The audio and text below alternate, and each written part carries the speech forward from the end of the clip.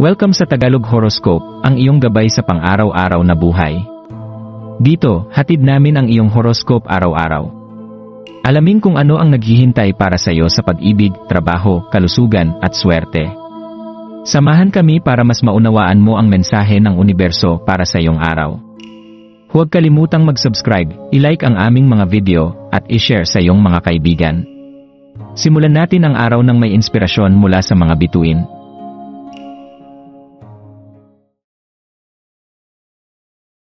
Narito ang iyong pang-araw-araw na horoscope para sa Sagittarius ngayong January 15, 2025. Simula ng araw na puno ng koneksyon sa pagsisimula ng Miyerkules na ito, January 15. Yakapin ang enerhiya ng ika-negatibo 17 lunar day na naghihikayat sa iyo na palakasin ang iyong mga ugnayan.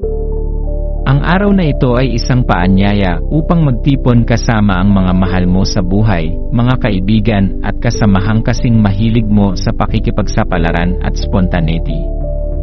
Gumugol ang oras na puno ng tawanan at kwentuhan habang nagsasalo sa isang mainit at masarap na pagkain. Ang buwan sa Leo ay nagdadala ng kakaibang kislap sa iyong personalidad, mas pinalalakas ang iyong likas na kakayahang makihalubilo at maging sentro ng kasiyahan. Ito ang pagkakataon mo upang ipakita ang iyong natural na karisma at ipaalala sa mga tao kung bakit napakahalaga ng iyong presensya sa kanilang buhay. Ang pagpapahalaga sa sarili at koneksyon sa iba, ikaw ay kilala bilang isang kahanga-hangang kasama, at ngayon ay isang magandang araw upang ipamalas ito. Ngunit habang hinahanap mo ang kasiyahan sa pakikipag-ugnayan, mahalaga ring alalahanin ang kahalagahan ng pangangalaga sa sarili. Pagnilayan kung paano mo tratuhin ang iyong sarili at kung paano ito nakakaapekto sa iyong mga kilos at pananaw. Tandaan, ang pagmamahal na ibinibigay mo sa iyong sarili ay nagiging inspirasyon sa mga nasa paligid mo. Ang araw na ito ay isang paalala na ang tamang balanse sa pagitan ng pagpapakumbaba at pagpapakilala ng sarili ay nagdadala ng tamang enerhiya sa mga relasyon mo. Yakapin ang iyong mga kalakasan ng may kababaang loob at gamitin ito upang magbigay liwanag sa iba.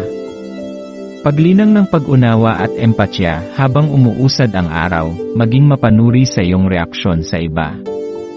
Iwasan ang mabilisang paghusga sa mga taong nakakasalamuha mo. Ang bawat isa ay may kani-kanyang laban at kwento, kaya't mahalaga ang pagkakaroon ng empatya. Sa pagyakap sa mas malalim na pag-unawa, mas magiging masaya at makabuluhan ang iyong mga relasyon. Ang pagbibigay ng espasyo sa iba upang maipahayag ang kanilang sarili ay magpapakita ng iyong pagiging bukas at mapagkakatiwalaan. Sa ganitong paraan, hindi lamang lalalim ang mga ugnayan, kundi mas lalawak din ang iyong pananaw sa mundo.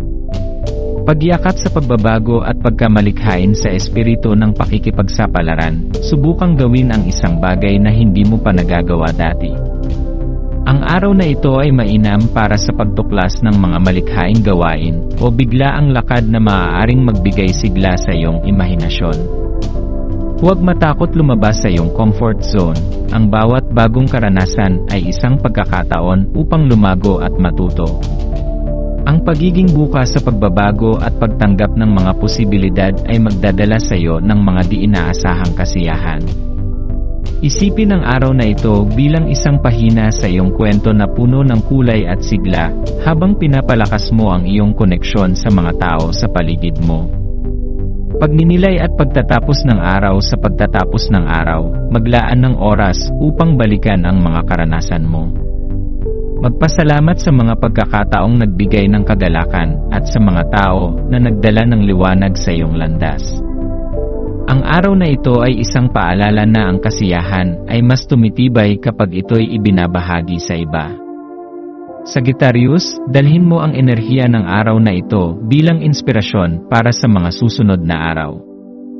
Huwag kalimutan na ang bawat sandali ay isang bagong simula, puno ng mga oportunidad para sa pagmamahal, pagkatuto, at pakikipagsapalaran.